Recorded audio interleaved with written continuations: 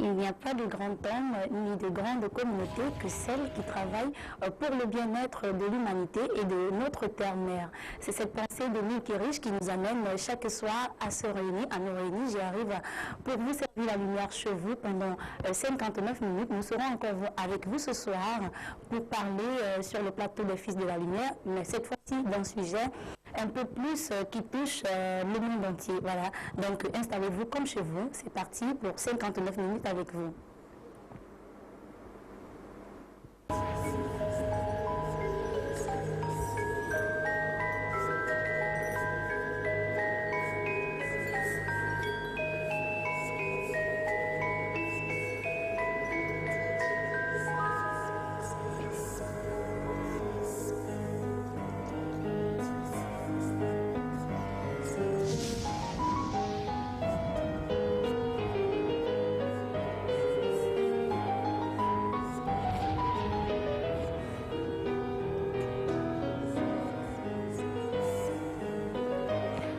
Bonsoir. Ce soir, nous sommes une fois de plus sur le plateau des Fils de la Lumière et nous parlons de l'Akasha. Puisque tous nos actes, tous nos gestes, tout ce que nous faisons au quotidien depuis notre naissance jusqu'à notre mort sont inscrits, toutes ces choses sont inscrites dans une bibliothèque. Alors, on se pose la question de savoir à quoi ressemble cette bibliothèque, pourquoi même cette bibliothèque existe et même est-ce qu'il est palpable par le que nous sommes. C'est de ça que nous allons parler ce soir. C'est toutes ces questions qui nous renvoient à choisir pour sujet ce soir l'Akasha. Alors, je suis comme d'habitude accompagnée des hommes et des femmes dignes de ce nom même parce que le maître est sur ce plateau, les Fils de la Lumière et aussi le traditionnaliste. Alors, comme de coutume, la hiérarchie m'oblige à commencer par le maître Moukoko Francis qu'on ne présente plus. Bonsoir maître. Bonsoir à vous aussi, Laetitia.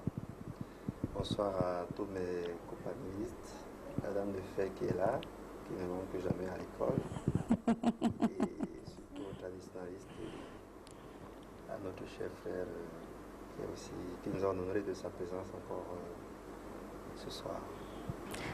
Alors maître, ce soir nous parlons de l'Akasha.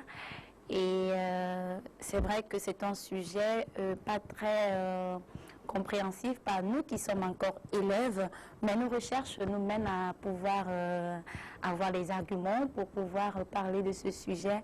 Et avec vous, vous rassurez que pendant 59 minutes, vous allez nous donner la clé et puis la connaissance. Oui, bien sûr, Laetitia, les maîtres sont faits pour ça, pour essayer d'apporter le maximum de lumière pour contrecarrer les ténèbres. Donc, je le promets à 100%. D'accord. Alors pour contrecarrer les ténèbres, vous l'avez compris, on sera avec vous, donc avec beaucoup de lumière aussi chez vous. C'est même pour ça que cette émission aussi est interactive, donc vous pouvez réagir à tout moment dans ce programme. Évidemment, avec les 2 numéros de téléphone qui s'affichent déjà, par appel ou par SMS, pour poser votre préoccupation dans cette émission. Dans cette émission, j'y arrive donc depuis le début de la première à la dernière minute. C'est vous également qui êtes le maître de cette émission. Alors, une autre dame de fer aussi qu'on ne présente plus, c'est Godéry Ngueni qui est encore honorée ce soir. Bonsoir Godéry. Bonsoir Laetitia, bonsoir à tous les co-panélistes et bonsoir à tous les téléspectateurs de Carrefour TV. Il y a de cela quelques jours, c'était le Cameroun était en fête. On fêtait, je veux dire, on dansait, ça allait dans tous les sens. Au sujet de la fête du travail, comment vous l'avez préparé? Est-ce que vous avez beaucoup dansé? Est-ce que vous avez beaucoup mangé?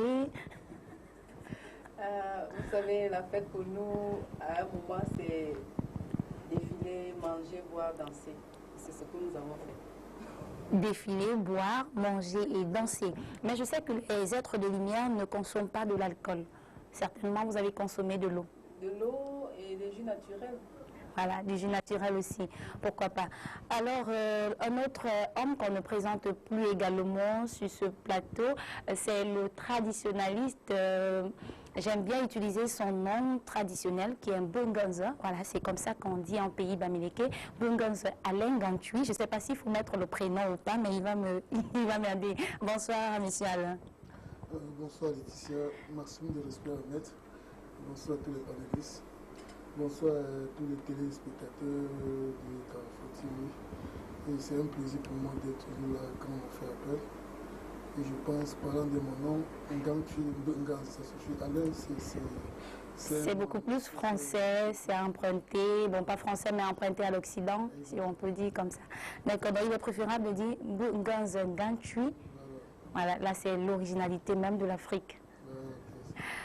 Alors, il est traditionnaliste, il est sur ce plateau aussi pour vous parler de la bibliothèque qu'on a, la bibliothèque qui est inscrite dans laquelle est inscrite tous nos gestes, tous nos faits, tous nos dits, et même donc depuis notre naissance jusqu'à ce jour, tout ce que nous avons eu à faire, et même peut-être après notre mort, hein, et nous allons parler de ça aujourd'hui, peut-être même qu'après notre mort, notre histoire continue d'être inscrite dans cette bibliothèque qu'est l'Akasha.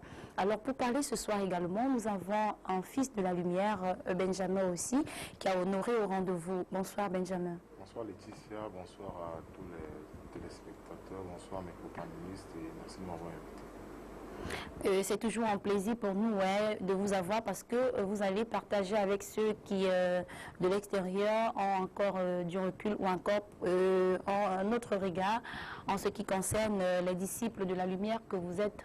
Bien entendu, c'est toujours un plaisir d'honorer à ce rendez-vous et surtout d'apprendre auprès du maître qui est là, puisqu'il est plus avancé que nous. Donc nous sommes là pour partager le peu de connaissances que nous avons et aussi apprendre des grands frères ou des maîtres qui sont là comme guides.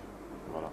Alors ce soir, nous parlons de l'Akasha et également vous à la maison qui nous regardez, l'opportunité de venir dans ce programme, soit par appel ou par SMS via les 2 numéros de téléphone qui s'affichent au bas de l'écran. Voilà. Vous appelez en direct, on vous reçoit, vous posez votre préoccupation au maître qui est sur ce plateau traditionnaliste. Aussi, pourquoi pas, aux enfants de la lumière, aux fils de la lumière qui sont avec moi sur ce plateau. Alors, on marque juste une petite transition et on entre en plein dans le sujet. C'est quoi l'Akasha? Pourquoi même quand on parle d'Akasha, de quoi est-ce qu'il s'agit? Est-ce qu'il s'agit de la bibliothèque de notre vie? Est-ce qu'il s'agit d'un journal de notre vie? On parle avec vous derrière cette transition.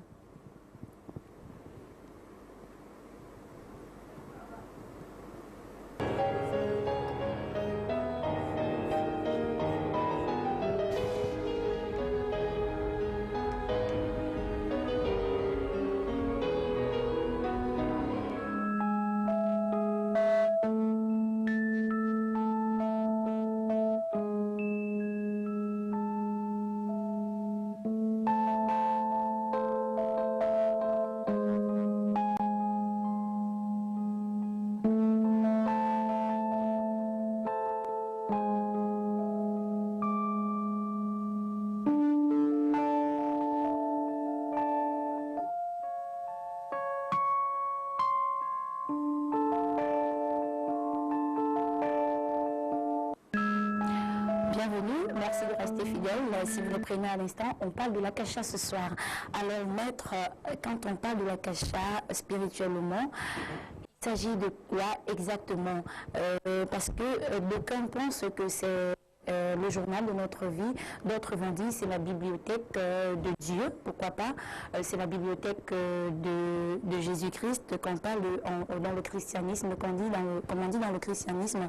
Est-ce que en spiritualité aussi, on parle de l'Akasha comme pensent d'autres personnes ou encore c'est différent de l'Akasha du monde? Bien, merci Laetitia. Avant d'aborder le thème de l'Akasha proprement dit, permettez-moi de revenir sur un petit aspect des choses pour mieux recadrer le sujet, donner un meilleur aperçu à nos téléspectateurs. Allez-y. Bien. L'univers, le monde dans lequel est constitué de forces, de puissance, des éléments. On regroupe traditionnellement 4 éléments qui sont l'eau, la terre, le feu et l'air. L'eau, la terre, le feu et l'air. Oui. Bien. La condensation et la juxtaposition, c'est-à-dire l'union parfaite de ces éléments-là, forment donc un cinquième qu'on appelle régulièrement l'éther.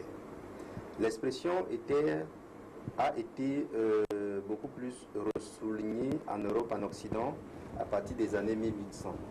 Mais les hindous, je vais dire les orientaux, avaient déjà manipulé ces expressions, ces thèmes-là, beaucoup de siècles en avant. Beaucoup de siècles en avant. Et donc, c'est ça qu'ils appelaient l'akasha. C'est-à-dire que ce cinquième élément qui est manifesté, comme disent les kabbalistes, dans le pouvoir de Chine. Maintenant, tout à l'heure à l'introduction, vous parlez de mémoire ou alors de bibliothèque. Alors, quand on, déjà, dans cet aspect-là, ça devient très intéressant parce que ça devient encore plus subtil. Là, pour accompagner donc maintenant le thème akasha, il faut l'associer avec les annales akashiques. Les annales akashiques sont maintenant ce qu'on appelle ces enregistrements qui sont, qui étaient et qui seront jusqu'à la continuité de l'univers. Ça ne va jamais finir. Ce sont... Bonsoir, monsieur. Oui, allô, maître, on va être coupé. Oui, bonsoir. Bonsoir, monsieur. Bonsoir, nous vous écoutons. Allez-y. Oui, bonsoir. Allô? Allez-y, je vous écoute, monsieur. Bonsoir. Bienvenue dans le programme. Allô? Peut-être que notre téléspectateur n'a pas de retour. On va être obligé de couper. Donc, vous vous repositionnez bien et vous nous revenez. Non, certainement, il n'a pas de retour. Merci de couper à la régie. Voilà. Vous nous revenez, hein, donc vous changez juste de position et puis vous nous revenez. Alors, maître, on a été coupé. Voilà, donc j'étais disant que c'est donc les orientaux qui furent les précurseurs de cette expression. Et donc, quand on parle déjà d'annales akashiques, c'est en fait la somme de tous les actes, de tous les rituels, de tout ce qui a été fait, créé, inventé mystiquement, spirituellement, et qui donc est consigné dans ces mémoires astrales. Et pour y arriver, pouvoir être en accord, ou alors pour pouvoir avoir ces informations-là, il faut simplement savoir monter en astral et ouvrir les documents. C'est vraiment comme une bibliothèque. C'est vraiment comme une bibliothèque. Ça paraît inversement, mais c'est comme ça. Il y a reconstitué par thème, par compartiment, par sujet. Donc voilà un peu. Alors, on va également aller dans le monde traditionnel avec le traditionnaliste pour essayer de comprendre aussi la question sur l'akasha. Pourquoi pas, est-ce que dans le monde traditionnel, Monsieur Alain Bunganzengantui, voilà, c'est comme ça que vous avez demandé que je vous appelle, est-ce que traditionnellement, on peut aussi aborder l'akasha? Merci Laetitia pour la question. Aborder l'akasha en quelque sorte, c'est quoi? C'est un truc qui existe depuis. Allô? On a un autre téléspectateur en ligne. Allô? Allô? Oui, allô, bonsoir monsieur, bienvenue dans le programme. Je vous écoute, allez-y.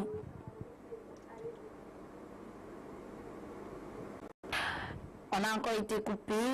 Oui, Alain, monsieur Alain, on était avec vous. Est-ce que dans la tradition, dans tout que vous êtes, on parle d'akasha? Oui, on parle de l'akasha, mais en quelque sorte, sous un autre nom. Parce que... Allô? On a encore notre appelant. Alors ce soir, oui. Allô, bonsoir monsieur. Bonsoir, je vous écoute. Allez-y, je vous écoute. Je vais demander à la régie de couper et vous allez nous rappeler à la fin de l'émission. Voilà. Vous nous rappelez juste à la fin de l'émission. On vous dira comment faire pour rencontrer le maître Benoît Bitton. Mais ce soir, nous sommes en pleine émission. Vous pouvez appeler pour réagir soit à l'émission ou encore poser une préoccupation qui a trait avec le sujet de ce soir, qui n'est autre que l'akasha. Alors, Bunganzengantui, on parlait de l'akasha dans le monde traditionnel. Comme je le disais, la fondation du monde en réalité est bâtie sur les créations africaines. Plus précisément, quand tu parles de kasha, en réalité, c'est comme une bibliothèque. Mais en somme, on ne peut pas parler de bibliothèque en tant que tel, mais plutôt de l'universalité de tout ce qui a été créé.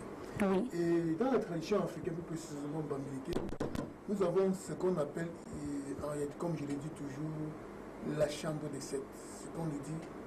Mais la chambre de 9, pardon. Quand on parle de chambre de 9, en réalité, on voit le chiffre 9, on voit le nombre de personnes. En soi, ce n'est pas ce qu'on passe. En réalité, quand on dit en langue qui plus souvent basée, on parle de convoi. C'est là où il y a la base de la kasha. Oui. Parce que la kasha, en quelque sorte, c'est quoi? Cette mémorisation de tout ce qu'on a fait ou ce qu'on a à faire, il réside en l'être humain. C'est-à-dire les 9 orifices de l'homme. Oui. Parce que quand on parle de la kasha, on parle des chambres de 7, les gens pensent que c'est 9 personnes qui sont assises pour décider de quelque chose. Pourtant, ce n'est pas ça. Et quand on parle de la kasha, en réalité, je me réfère directement à la chambre des 9 qui est constituée des 9 orifices de l'être humain. C'est-à-dire les yeux, les narines, les oreilles, la bouche, le sexe et l'anus. Ça fait 9.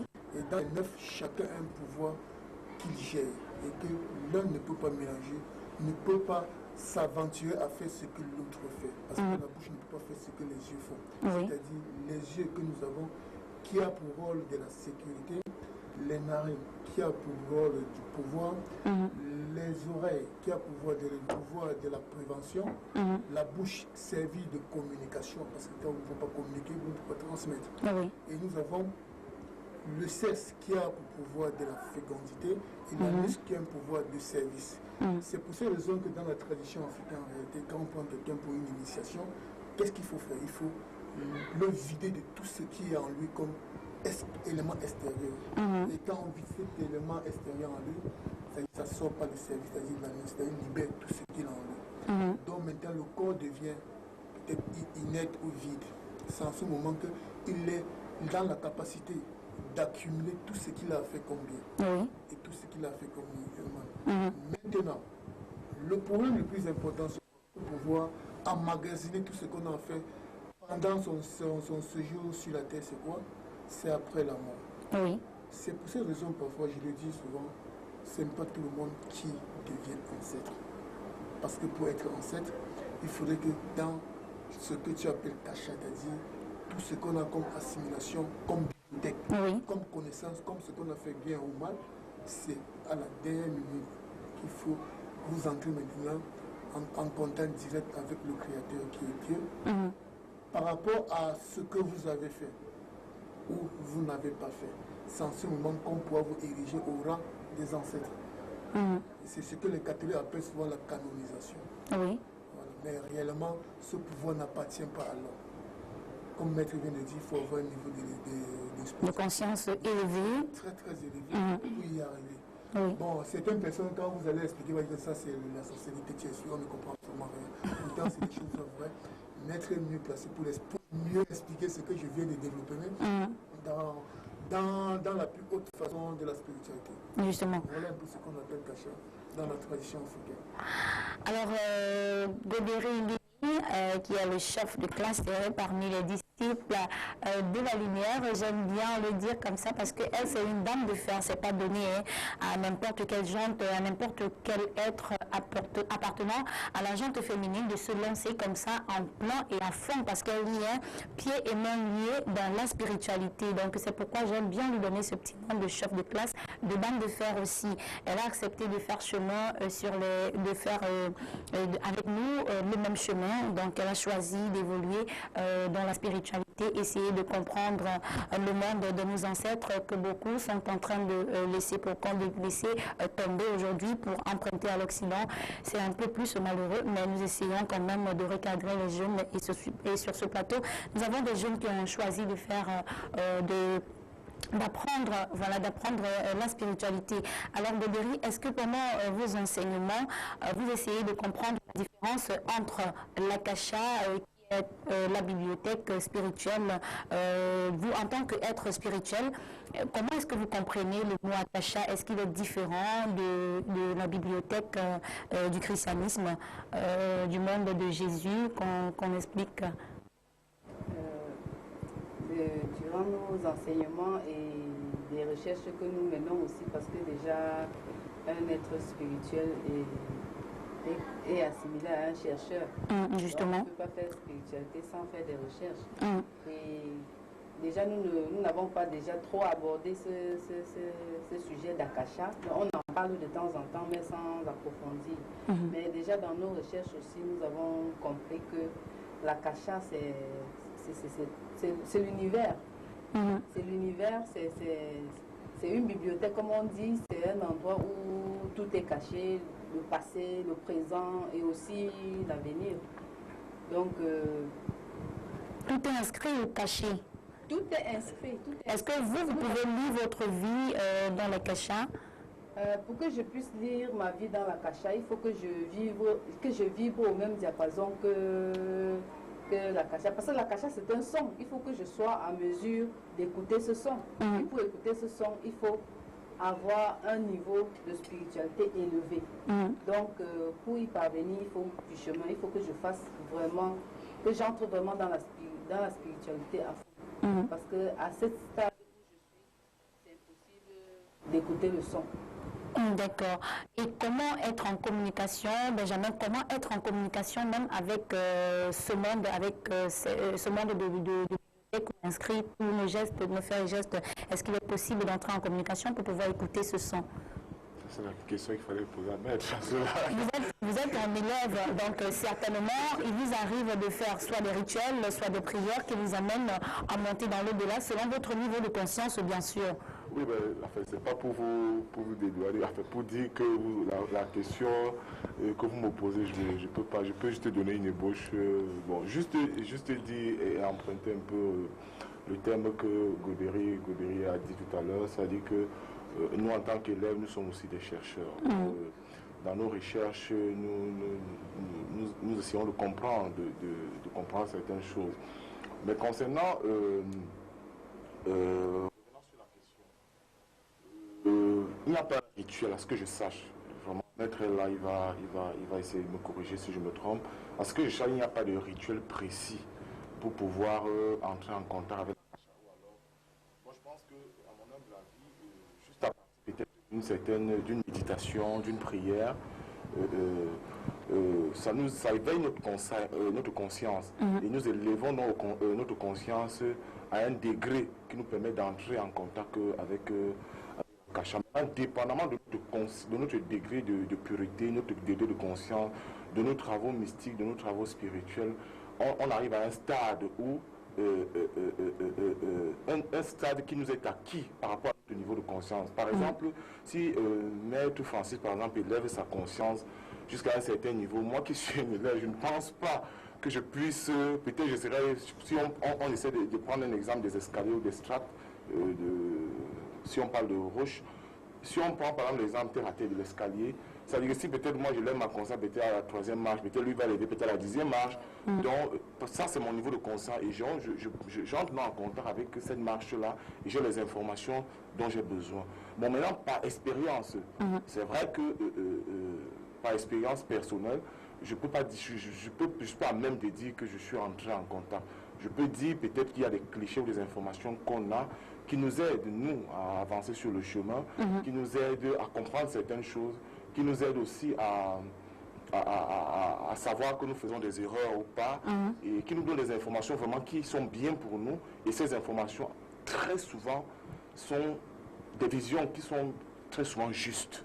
C'est-à-dire que vous avez des informations. Ça peut être un son, bon, je crois aussi peut-être, Maître va me corriger si je me trompe, je crois parfois ça peut aussi être des images, c'est-à-dire que vous voyez une image, vous posez des questions, vous entrez en méditation, vous voyez des images qui reflètent effectivement des questions que vous posez, soit par rapport à votre personnel, soit par rapport à la vie de quelqu'un, soit par rapport à la vie d'un ami, soit par rapport à la vie de la famille, à la santé de la famille, et puis vous entrez en contact, on vous donne des informations qui vous permettent de résoudre tel problème ou alors de vous comporter comme ça ou par rapport à une situation donnée. Alors vous le dites bien, hein, vous passez par une prière selon votre niveau, que vous soyez au premier, au troisième ou à la deuxième ou à la 3e marche. Vous passez, vous avez le canal qui est la prière. Alors pendant votre passage, quand vous êtes en contact avec l'Akasha, est-ce qu'il est possible pour vous de modifier ce que vous reflète cette bibliothèque? Est-ce qu'il est possible pour vous de modifier? Vraiment, je n'ai rien à modifier. Je prends l'information que j'ai et puis je me fie à cette information. Ce que je veux comprendre ici, Maître, c'est l'apport de l'homme dans l'Akasha. Est-ce que l'homme peut a un apport? Est-ce que c'est juste le cliché de sa vie ou alors également lui, il peut essayer de modifier ou d'inscrire des choses dans cette bibliothèque? Oui, beaucoup plus inscrit. Beaucoup plus inscrit parce que l'Akasha a pour rôle de capter, d'enregistrer. C'est un peu comme si vous vous rappelez des radios qu'on avait à l'époque, des radios cassettes. Vous mettez une cassette dedans, vous mettez play, et puis les gens se mettent peut-être à taper du tam-tam, et puis après les autres viennent qui crient, ensuite d'autres viennent, ainsi de suite, vous voyez. Donc autant il y a du bruit, des manifestations, des célébrations, ça ne fait qu'enregistrer, ça ne fait et vous aussi vous pouvez inscrire justement à votre tour un certain nombre de choses. Bon, c'est vrai que certains penseurs, certaines écoles de pensée ont dit que on pouvait bien évidemment modifier certains éléments de sa vie dans l'Akasha. Bon. Encore qu'il faut remonter au niveau de ses vies antérieures pour maîtriser aussi ces domaines-là. C'est très très sensible. Donc pour ne pas se perdre et pour ne pas s'embrouiller, certains enseignent donc qu'il est plus simple pour nous de pouvoir avoir une vie assez claire pour donner un bon enregistrement dans l'Akasha.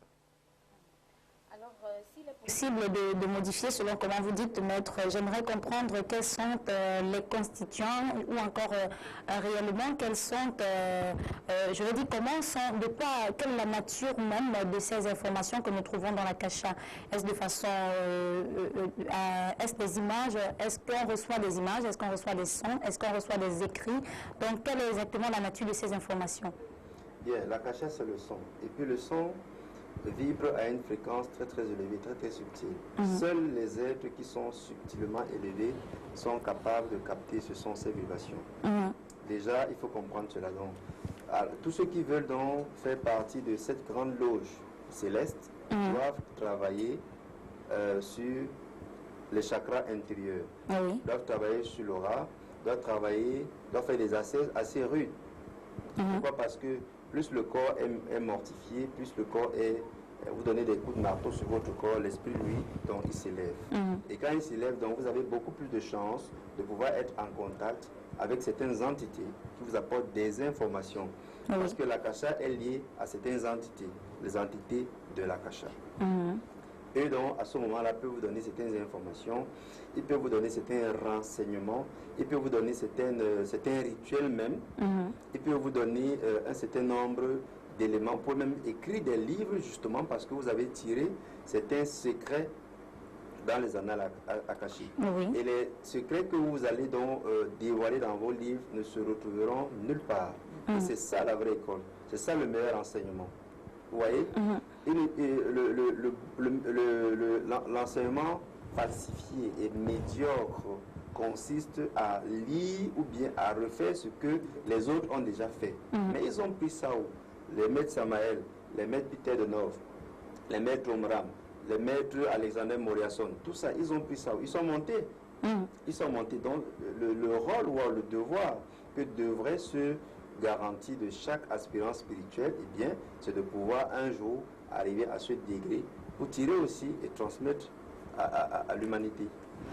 Alors, Bunga Tui, vous qui êtes traditionnaliste, vous nous avez donné ici les constituants de l'Akashique traditionnellement parlant.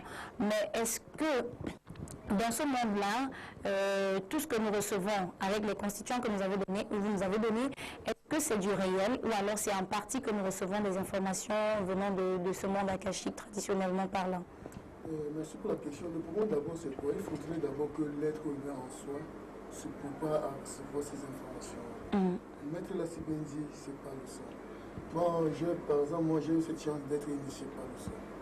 Donc je n'ai pas besoin de peut-être m'accroupir quelque part, invoquer qui je ne sais, pour avoir la connaissance que j'ai. Juste pour dire quoi? L'Akasha en quelque sorte c'est quoi? C'est cette connaissance qui est emmagasinée quelque part qu'on peut facilement te transmettre quand tu es préparé psychologiquement, consciemment. Et surtout pour le recevoir, il faut que tout ce que tu as comme défaillance dans tout ce que tu as fait pour la vie soit libéré. Que ce soit comme une branche morte qui est coupée et que ça soit tombé. Mais il faudrait que pour recevoir l'Akasha, pour moi j'appelle la connaissance qu'on transmet, à un individu vivant sur la terre, que tu sois pur en ce que tu es. Donc en réalité, comme Maître l'a si bien dit, on peut bien modifier les informations qui vous arrivent, parce que si peut-être on vous dit telle chose, voici telle information qui vous est arrivée, transmettez-les ainsi. Et pour le transmettre, voici la condition qu'il faut pour le transmettre. Si vous n'avez pas cette condition, qu'est-ce qu'il faut faire? Soit vous vous déjouez de cette information, vous le confiez au cœur, soit vous-même vous transformez. Donc en réalité, pour recevoir la kasha, pour avoir la connaissance pure, il faudrait que vous-même vous préparez votre corps. Je vais prêter un peu le mot de Benjamin. Il y avait une élévation de la conscience. Donc tant que vous n'avez pas une conscience élevée, tant que vous n'êtes pas prêt à atteindre un certain niveau de connaissance et de spiritualité, vous ne pouvez pas même voir ce kasha passer. Je vais un peu expliquer quelque chose sur le plan traditionnel. Quand vous voyez peut-être un Africain qui est en face peut-être de son Dieu sacré, il regarde le Dieu sacré, ce n'est pas le Dieu sacré qui se voit, mais en quelque sorte, qu'est-ce qu'il faut faire? Il faut écouter le son des oiseaux qui passent, parce que les oiseaux communiquent. Nous avons le sang, le mouvement des eaux qui coulent, parce qu'à chaque minute qui passe, ce n'est pas le même son qui traverse dans ces ruisseaux-là. Donc, si déjà vous êtes bien préparé pour recevoir ces connaissances, vous n'avez pas besoin de quelqu'un pour vous interpréter. Donc, le matin, vous savez que le matin, tel oiseau va signifier telle chose. Vous savez que tel étranger va arriver chez toi, ou tel danger va arriver. Là, en ce moment, vous saurez comment préparer votre vie. Donc, je pense que pour mieux maîtriser la kasha, qui est une connaissance vraiment très hautement spirituelle, il faut maîtriser aussi la nature. Justement. Alors, en vous entendant parler, vous dites qu'on peut vous remettre, on peut vous donner une recommandation et que vous n'avez pas... on vous dit il faut transmettre comme ceci et vous arrivez à un niveau, vous êtes calé, il faut peut-être vous transformer, selon vous dit. Ça dit que l'information qu'on vous donne, il y a une clé, donc on ne vous remet pas entièrement l'information, est-ce partiel qu'on vous remet l'information dans la kasha ou alors... Je vais utiliser le langage de ma grande, mais quand on vous dit, on vous donne un charge sur la tête, si vous arrivez sur un pont qui est cassé, vous allez traverser comme ça. Il ne faut pas traverser. Il faut d'abord se décharger. Il faut vous décharger, soit faire une corde et lâcher de côté et nager, puis de l'autre côté vous tirez votre charge. Ça veut dire que vous n'êtes pas préparé à recevoir cette connaissance. Même si vous le recevez, si vous n'êtes pas prêt à transmettre. Peut-être ce que maître est prêt à me transmettre, moi je ne peux pas transmettre à quelqu'un d'autre, parce qu'il est préparé pour ça. Moi je peux être préparé à recevoir une information qui vient de la divinité, mais je suis incapable de le transmettre. C'est ça le problème. Donc il faudrait que l'être humain soit en soi. Donc je pense, bien sûr on dit, la perfection n'est pas de ce monde, mais je pense que la kasha voudrait qu'il y ait perfection. C'est pour cette raison que je vais encore prêter le mot du maître, et il faut qu'on ait une conscience vraiment à un niveau vraiment très très élevé.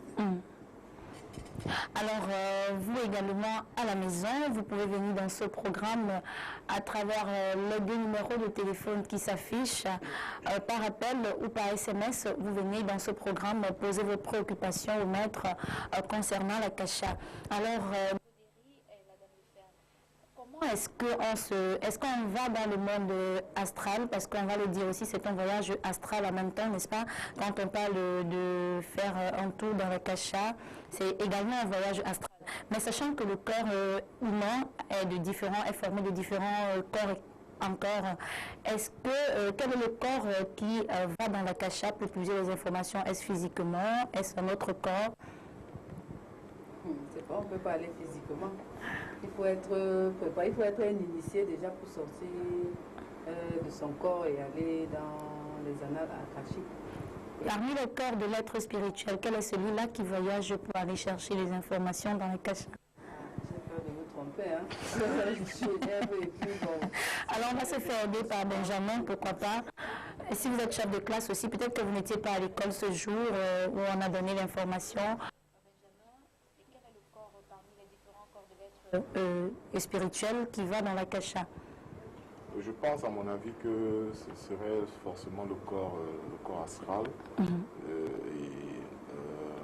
Je pense avec le corps astral, et quand on va dans la kasha, on va puisque c'est en fait on se détache le corps astral, je crois pas. C'est exactement à quel moment? Est-ce pendant le sommeil? Est-ce la nuit? Est-ce pendant le jour? Quand on se dédouble? J'ai aussi peur de me tromper, mais je pense que ce serait... je pense que ce serait sur... Je sais, en fait, pour tout ça, ça dépend des niveaux. C'est-à-dire que je pense que ce serait plus facile, à mon humble avis, c'est plus facile forcément dans la nuit, parce que dans la nuit, il n'y a pas trop de lourdeur au niveau du cosmos, alors qu'en journée, il y a une certaine lourdeur. Mais peut-être aussi, les grands maîtres ou les maîtres, comme le maître Francis, peuvent le faire sûrement en journée. Donc ça dépend du travail déjà fait, la mortification, comme la du corps et tout. Quand vous êtes leste, parfois vous n'avez pas besoin forcément d'attendre la nuit pour pouvoir vous déplacer et avoir les informations que vous voulez. Mais que puisque le maître est sur ce plateau et que les élèves doutent, il va apporter des éclaircies. Maître, quel est le corps exact qui va dans l'astral puiser les informations? Ça fait jamais. Non, c'est pas ça. C'est qu'ils ont tous douté et puis comme ils sont, on leur accorde quand même le bénéfice du doute parce qu'ils sont encore au premier niveau. Donc, d'une manière générale, quand on va chercher les informations dans l'astral, c'est le corps astral. Oui. D'une manière générale, c'est comme ça. Bon, certaines personnes peuvent dire le corps éthérique, mais c'est le corps astral qui va dans l'astral pour chercher les informations. Donc c'est la même chose aussi en ce qui concerne les annales akashiques. Et vous avez également demandé à quel moment il faut y aller. Voilà. Donc, il y a des heures assez bonnes, il y a des heures assez bonnes où on a la possibilité de trouver des informations assez juteuses. Pourquoi? Parce qu'il y a une bonne concentration, une bonne condensation d'énergie à ce moment-là, comme 17 heures par exemple. Vous voyez, c'est une heure très très importante parce qu'il faut également le rappeler, à 17 heures, tous les jours, un homme spirituel devrait méditer. Parce qu'à cette heure-là, il y a des grandes réunions mystiques de la grande loge blanche qui se tiennent. Oui. Voilà. Et c'est des enseignements, justement, qu'on a tirés de l'Akasha. Ce n'est écrit dans aucun livre de magie, dans aucun livre de spiritualité. Il fallait monter un jour pour détenir cette orientation, cette information. On peut également retenir l'heure de 12 heures, sauf qu'à 12 heures, c'est très dangereux. Et pourquoi, maître? C'est très dangereux parce que les énergies solaires sont en fusion. Vous voyez, le cordon peut se rompre. Le cordon peut se rompre et puis on risque de mourir. C'est ça le grand danger. Justement parce qu'on y va à travers, on se fait aider par un cordon, oui, il est physique, il n'est pas physique, il est spirituel. Oui. Il est spirituel. Je pense que ceux qui ont l'habitude de le faire, on s'entend très bien. On se comprend de quoi je parle. Oui. Tout voyage astral, généralement, se fait, le corps physique est couché, il y a une ondulation, bon, je ne vais pas dire de quelle couleur, qui monte avec le corps astral. Oui, et donc, si par malheur, il y a dans le sillage, dans le quartier ou bien dans les environs, quelqu'un qui est très négatif et qui vous dépasse, qui vous aspire et vous êtes mort, on vous retrouve mort, c'est comme ça. Parce que le corps astral n'est pas rentré retrouver le corps physique. Oui. Il a aspiré votre énergie vitale parce que vous n'aviez pas assez de substance pour pouvoir entourer le lieu avec une vibration qu'on ne peut pas attaquer. Vous voyez? Donc là, c'est très dangereux. Et puis, à midi, l'autre danger est qu'il y a trop de bruit. Il y a trop de bruit. Je connais malheureusement, paix à son âme, l'un de mes amis qui est mort parce qu'à cette heure-là, il montait et puis sa femme est venue frapper la porte avec beaucoup de vivacité. Oui. Et puis, d'une manière brutale, il ne s'est pas retrouvé. Il a fallu faire des rituels de la montée des âmes pour que son âme puisse être en paix parce que la maison commençait déjà à être hantée. Son âme se baladait un peu partout et c'était devenu un véritable désastre même pour les enfants. Il apparaissait partout, donc c'était très compliqué. Donc vraiment les femmes, faites attention parce que vous allez nous rendre... Alors maître, est-ce qu'il ne faut pas également se faire guider? Est-ce que l'un des élèves que nous sommes, nous pouvons monter tout seul ou alors il faut se faire aider par notre guide? Oui, à moins, Laetitia, que vous vouliez devenir folle, ou alors que vous vouliez mourir d'une manière anticipée, ou alors que vous vouliez avoir un choc émotionnel très très grave, il faut déjà suivre un entraînement assez rigoureux.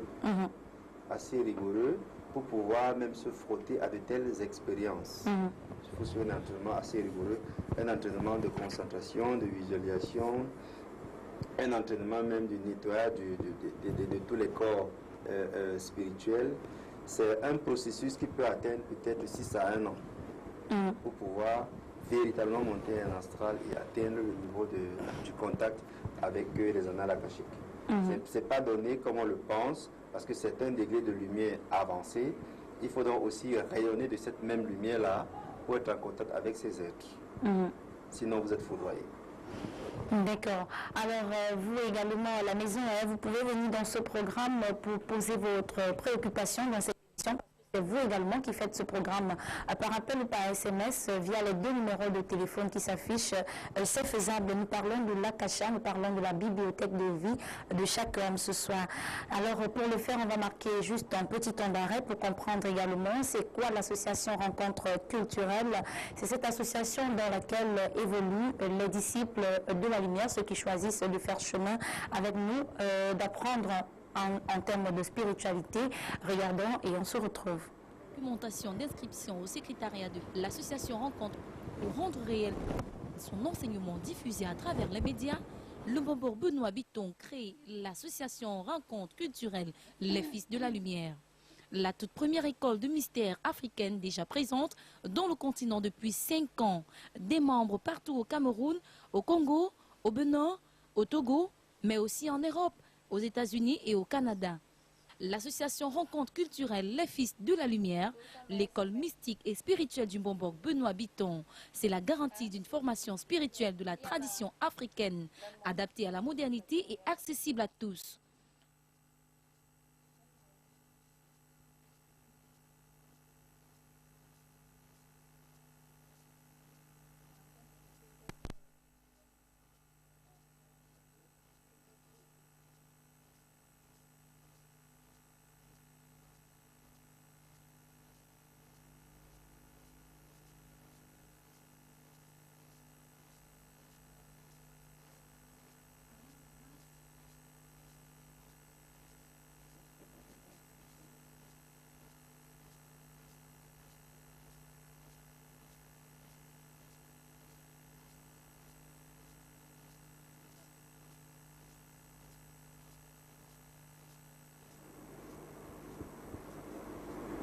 Vous faites bien de rester sur la première chaîne mystico-spirituelle camerounaise qui est Carrefour TV. Vous êtes en plein dans le programme Les Fils de la Lumière, ce programme qui passe le mercredi quand il est 20h chez vous. Nous parlons ce soir de l'Akasha, la bibliothèque de vie de chaque être sur la Terre.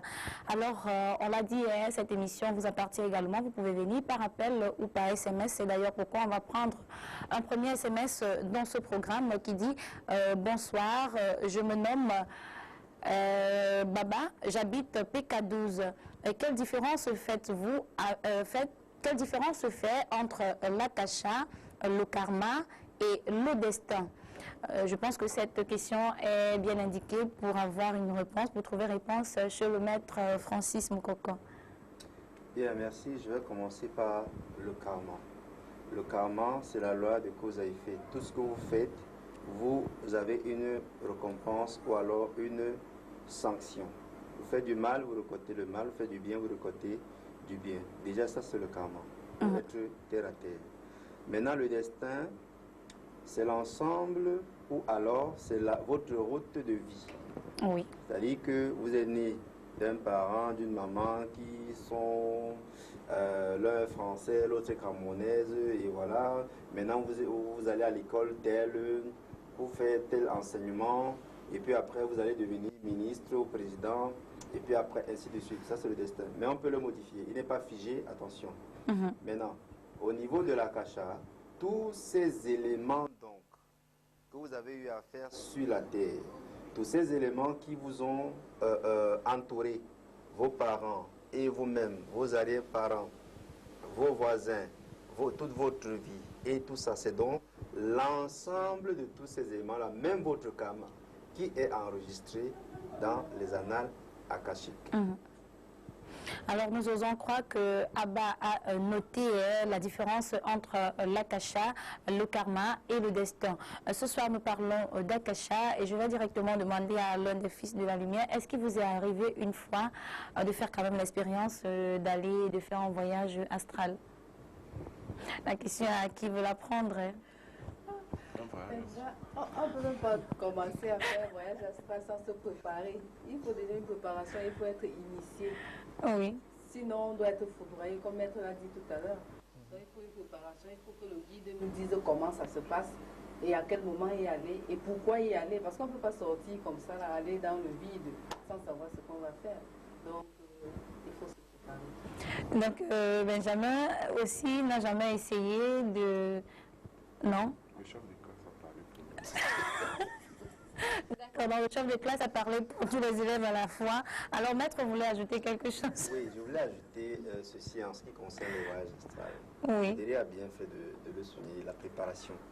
Regardez, vous ne pouvez pas aller à la présidence avec les sans confiance, avec un pantalon qui n'est même pas repassé. Sans toutefois avoir une audience, oui. Voilà, qui est avec une chemise qui est... C'est la même chose avec la montée en astral. Oui. Cette préparation-là, il faut être soigné, il faut être propre, il faut être lumineux, il faut avoir toutes les protections requises, il faut que l'environnement même ait un certain nombre de sécurités mystico-spirituelles pour pouvoir monter et descendre sans problème. Donc aller à la présidence, être reçu et revenir au quartier sans problème. C'est la même chose. Alors, Monsieur Alain, est-ce que l'information qu'on donne également dans ce monde akashique, dans les annales akashiques traditionnelles, si vous arrive de déformer l'information, parce qu'on sait qu'il y en a qui le font, quel est le risque que vous courez? Ça c'est très grave, ça, parce qu'en réalité, comme j'aime toujours dire, on ne trompe pas les ancêtres. Donc quand un ancêtre t'a mis sur une voie, il t'a donné un chemin à suivre, il faut l'accomplir jusqu'au bout. Parce qu'en réalité, moi-même qui, parfois, quand j'ai besoin de certaines informations venant des ancêtres, peut-être concernant l'histoire ou n'importe quoi, il suffit que j'invoque ma grand-mère. Mais je ne peux pas le faire n'importe comment. Si déjà je vous ai insulté là-dehors pour rien, même à raison, mais si je l'invoque, je ne l'aurai jamais. Donc il faudrait déjà que je sois dans un cadre bien précis. Maître l'a si bien dit en prenant l'exemple de la présidence. C'est la même chose, je ne peux pas dans mon corps physique, psychologique et moral. Ce qui veut donc dire, je ne peux pas être dans train d'insulter ma femme, de l'insulter. Après, je m'en suis dit, grand-mère, donne-moi cette information. Je ne l'aurai pas. Donc en réalité, quand un chemin est choisi pour un accomplissement, soit d'une mission ou de n'importe quoi, vous ne pouvez pas la déjouer. On peut certes la freiner par rapport à la non-préparation psychique, morale et spirituelle. Mais quand vous êtes prêt à tout moment, des informations peuvent vous venir. Je vais m'appuyer certains parfois sur le plan traditionnel. Nous avons peut-être 4 formes de rêves. Nous avons nos rêves creux, c'est-à-dire ce que nous faisons en journée, ça nous revient dans la nuit, on pense que peut-être ce n'est qu'un truc passager. Nous avons qui à tout moment, c'est en ce moment réel que les ancêtres vous parlent. C'est en ce moment que si même si vous n'êtes pas concentré dans ce que vous faites, si vous n'êtes pas préparé, vous ne les recevrez jamais. Ça va passer comme un coup de pied dans l'eau. Donc, je reviens encore à ce que Maître a dit, il faut se préparer. Tant que vous n'êtes pas préparé, vous ne recevez rien, vous serez vide. Étant initié, même vous serez vide. Il faudra à tout moment, il faut constamment contrôler son état psychologique et spirituel. Parce qu'il ne faut pas à tout moment, peut-être dire, bon, voilà. Donc, il faut toujours respecter une condition. Et ce qui est écrit dans ce monde, ce qui est de nature écriture, comment vous faites pour lire? Est-ce avec, dans le monde bantou, on dit qu'il y a des enfants qui ont 4 yeux. Est-ce que vous le lisez avec les yeux que nous avons là, que tout le monde a, ou encore avec des yeux du monde invisible? Merci pour la question. Le point, c'est que j'ai toujours envie de souvent développer ce thème. Quand on dit quelqu'un a 4 yeux, en tout cas, ceux qui ne savent pas le potentiel ou l'importance de cette appellation, ils vont parler de sorcellerie. Tout comme quand on dit celui-là, quand on parle parfois de Fomla, en réalité, ce n'est pas la sorcellerie. Fomla, en réalité, veut dire quoi? Une concession qu'on a abandonnée. C'est la nature a horreur du vide. C'est en ce moment que les démons peuvent s'y installer. Oui. Bon, en réalité, concernant la question, les enfants qui ont 4 ans, en réalité, ils n'ont pas 4 ans. Ils ont seulement un niveau de spiritualité très très élevé qu'il faut le développer. Et tant que vous le développez, c'est là où on dit que bon, tel c'est un génie. Nos frères de l'autre côté parlent de génie. C'est un génie. Il est surdoué, il est ceci. Mais en réalité, c'est nous on appelle ça les 4 heures. C'est des génies tout simplement. Et juste, il faut contrôler ces génies-là. Il ne faut pas que ces génies se retournent contre nous parce que nous l'avons mal utilisé. C'est pour cette raison que parfois chez nous, il y a ce qu'on appelle les liens techniques, qui est le 3e lien d'un être humain. Quand vous utilisez mal ces liens, ça se retourne contre vous. Parce qu'en réalité, quand vous transmettez ces liens, pas le lien des cordons ombilicaux, de nature, vous êtes obligé à faire du bien. Obligé à faire du bien et rien que du bien. Si déjà, pendant l'évolution de votre vie, vous déjouez du chemin, conséquent, ça retourne sur vous, soit sur vos descendances. Alors, Benjamin, est-ce qu'il est faisable pour un être de lumière, un apprenant comme vous, d'aller dans l'au-delà et puis trouver une solution à un problème courant, peut-être une maladie? Est-ce qu'il vous arrive de trouver guérison? Certes, vous avez dit que pour monter, il faut avoir la conscience élevée, voilà. Mais si vous avez déjà cette conscience, est-ce qu'il est possible de monter et puis de trouver solution, par exemple, pour une maladie dite incurable? Vous parlez de mon expérience personnelle, j'imagine. Justement. Je ne pense pas que je sois arrivé peut-être au niveau de maître pour pénétrer les archives, les annales akashiques. Mais je pense que il m'est arrivé, pas une seule fois, plusieurs fois, d'avoir les informations dont j'avais besoin pour avancer sur le chemin, les informations dont j'avais besoin pour résoudre un certain nombre de choses concernant ma famille, pour résoudre un certain nombre de choses concernant la santé de certains membres de la famille. Et comme le sage et mon guide, comme je me suis dit, le moment-là, je lui dis, quand vous expérimentez quelque chose, c'est en ce moment-là que vous le prenez pour vrai. Donc plusieurs fois que je l'ai expérimenté et que j'ai vu que ça marchait, je me suis rendu compte effectivement que j'étais sur le bon chemin. Donc des expériences personnelles, parfois oui, j'en ai eu, j'en ai vécu, mais pas au niveau d'arriver à un son. Comme le maître l'a dit tout à l'heure, là-bas c'était des clichés, c'était des expériences, je crois que c'était dans le monde onirique ou c'était des visions, vraiment très propres. Mais dit que arriver à un niveau du son, aller dans les archives akashiques, puiser des informations pour pouvoir guérir tel, non. J'ai pas eu cette expérience-là. D'accord. Alors même vous, maître, il est faisable pour vous, n'est-ce pas, d'aller dans le monde astral, dans le monde, dans les annales akashiques, et puis trouver solution pour peut-être un malade qu'on vient vous présenter, qui a une maladie dite incurable? Oui, si un maître est incapable de le faire, il faut retirer ses dénominations. C'est le b.a.-ba même de ce rang, que ce soit les formules spirituelles, les formules mystiques, que ce soit les compositions de certaines poudres ou bien c'est-à-dire que c'est un véritable trésor. C'est un véritable trésor spirituel et c'est tout simplement magnifique. D'accord. Est-ce que également, maître, on peut faire de façon groupée un voyage astral? Bien, on peut faire de façon groupée un voyage astral, mais il faudrait simplement qu'il y ait une antenne dirigeante. C'est la première condition.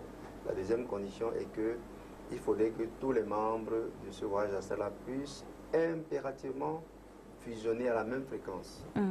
Pourquoi? Parce que si au cours de ce voyage astral-là, il se trouve simplement que certaines personnes vivent à bas échelle, ça peut court-circuiter l'énergie et faire du mal à certaines personnes.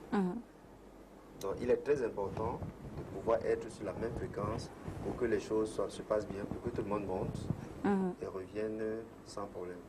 D'accord. Alors, on marque encore... C'est mieux, oui. Je l'ai chuté. Oui. C'est même encore mieux en couple. D'accord. Oui, toutes les expériences spirituelles, il faut toujours faire la jonction parfaite du principe féminin et du principe masculin. Parce que le principe féminin, en réalité, est beaucoup plus puissant. Et c'est ça, en fait, qui fait monter le principe masculin. Donc, ceux qui sont mariés, vraiment, vivement, travaillent avec vos épouses dans les travaux spirituels. D'accord. Juste un temps d'arrêt encore, avec la complicité de la technique, bien sûr. On marque un temps d'arrêt pour comprendre encore c'est quoi l'ARC et on se retrouve juste derrière pour conclure avec vous cette émission. @gmail.com. Consultez notre pour rendre réel son enseignement diffusé à travers les médias. Le Mbombo Benoît Bitton crée l'association Rencontre culturelle. La toute première école de mystère africaine déjà présente dans le continent depuis 5 ans. Des membres partout au Cameroun, au Congo, au Bénin, au Togo, mais aussi en Europe, aux États-Unis et au Canada. L'association Rencontre culturelle Les Fils de la Lumière, l'école mystique et spirituelle du Mbombo Benoît Bitton, c'est la garantie d'une formation spirituelle de la tradition africaine, adaptée à la modernité et accessible à tous.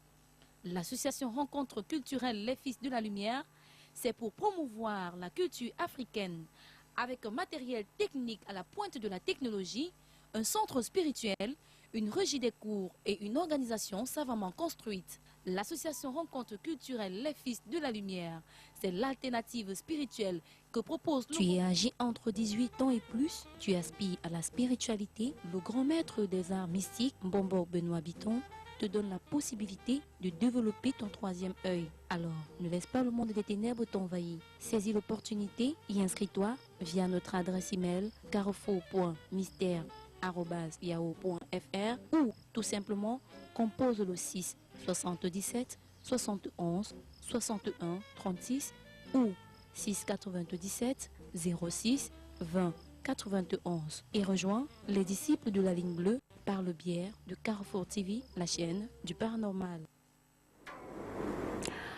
Bienvenue encore une fois de plus si vous nous prenez à l'instant. Sachez que vous êtes dans l'émission Les Fils de la Lumière qui s'installe chez vous quand il est 20h tous les mercredis. Nous parlons ce soir de l'Akasha, cette bibliothèque de vie de chaque... Elle est composée, pourquoi est-ce qu'elle est même composée, pourquoi déjà est-ce qu'elle existe et est-ce qu'il est possible pour nous d'aller et de rentrer tout simplement sans avoir les clés de toutes les portes qui s'y trouvent. C'est de ça que nous parlons ce soir. Et vous avez l'occasion de venir dans ce programme via les 2 numéros de téléphone qui s'affichent par appel ou par SMS. C'est faisable, vous posez votre question sur le plateau et vous aurez certainement des réponses. Alors Benjamin, on a parlé ce soir de l'Akasha. Est-ce que vous pouvez en gros, non pas en gros, est-ce que vous pouvez en synthèse sortir l'importance même de ce milieu, de cette bibliothèque de vie dans la vie de l'être spirituel? Oui, disons c'est important, comme elle l'a dit tout à l'heure, d'autant plus que pour un initié, pour un être de lumière, pour un maître de lumière, c'est d'autant plus important que c'est à partir de là qu'il ressort toutes les informations nécessaires pour être en harmonie avec lui-même, pour avancer sur son chemin, pour aider en tant que guérisseur spirituel, pour aider le peuple en souffrance. Donc vraiment, c'est très très important pour un maître, pour un initié de le faire. Et pour nous maintenant qui sommes encore sur le chemin, je pense qu'à un moment donné, comme elle l'a dit tout à l'heure, qu'il faut environ peut-être, il n'a pas 6 ans, au fur et à mesure forcément que nous allons travailler, au fur et à mesure que nous allons avancer, forcément nous pourrons atteindre ce niveau de conscience qui nous permettra sûrement, à coup sûr, d'avoir accès aux archives à cacher, en espérant que il n'y aura pas un gardien pour nous empêcher. Donc voilà. Il y a des gardiens là-bas aussi, Godéry. Donc il y a des gorilles là-bas, des gardiens du monde akashique qui vous empêchent souvent. Si parle de gardien, je crois que gardien c'est peut-être trop dit. Il faut avoir la clé. La clé c'est quoi? C'est cette vibration, c'est ce niveau d'élévation spirituelle qui vous permet d'ouvrir cette porte. D'accord. Alors, Alain Gantui, le Mbunganza, est-ce qu'il y a également la corruption dans ce monde akashique? Est-ce qu'il y a la corruption là-bas? Est-ce que je peux corrompre pour avoir la solution ou alors pour avoir une information? Parler de corruption, non. Je l'ai dit tout tantôt qu'on ne trompe pas les ancêtres. Mais il y a certaines choses qu'on peut forcer quand il y a urgence. Oui. Mais urgence dans le bon sens. Par exemple, peut-être je prends les cas courants des rites qui nous permettent de rompre avec les esprits des accidents. Puisque c'est des choses qui ne se préparent pas. Donc quand il y a un cas pareil, on peut facilement, on ne corrompt pas, mais on peut anticiper, on peut brusquer ces chacun et après trouver une solution immédiate. Parce qu'en réalité, quand quelqu'un fait un accident, c'est les cas les plus récurrents oui. dans notre pays. Qu'est-ce qu'il faut faire pour l'enterrer? Est-ce qu'il faudrait attendre que les informations viennent en ordre pour qu'on puisse le faire? Non. Il y a certaines invocations, il y a certains rites qu'on fait là directement pour imposer ce rythme-là. C'est ça la forme de corruption du monde akashique. On ne peut pas parler de corruption en tant que seul. Oui. Il faut se passer. Ce n'est pas tout le monde qui peut le faire. Parce que si peut-être moi, face à cette situation, je ne peux pas, il faut que je fasse appel à celui qui est plus grand que moi, qui a plus de force et plus d'élévation de conscience plus que moi. Parce qu'à mon niveau, je ne peux pas. Dans ce niveau, ce n'est pas force, ce n'est pas une corruption, mais on peut forcer. C'est comme une voiture qui roule. Quand vous dites que vous êtes pressé, vous augmentez la vitesse. Vous appuyez sur l'accélérateur. C'est un peu ça. Mais quand vous atteignez là, il faut ralentir. Mais c'est que s'il y a des risques. Oui. Il y a des risques. Mais parlant de corruption, je ne pense pas qu'on peut corrompre le monde akashique. D'accord. Alors, maître, on a parlé ce soir du monde des annales akashiques. Et nous avons essayé de comprendre de quoi est-ce qu'il est question, il est réellement question, mais on se pose la question aussi de savoir, avec vous, on va conclure pourquoi il y a autant de mystères autour de ce phénomène, autour de ce monde astral, alors qu'on peut aller et ramener de très belles choses pouvant aider l'humanité. Vous savez, il est écrit dans la Bible, les voies de Dieu sont insondables. Et il est également écrit qu'on ne jette pas des perles au pourceau. Si c'était comme la cour de Rapeto où tout le monde avait la possibilité d'entrer et de sortir, je vous assure que c'était de repérer des formules mystiques spectaculaires au point où, quand il va en route, vous dites seulement un petit mot, il est prêt à vous foudroyer avec je ne sais trop quoi.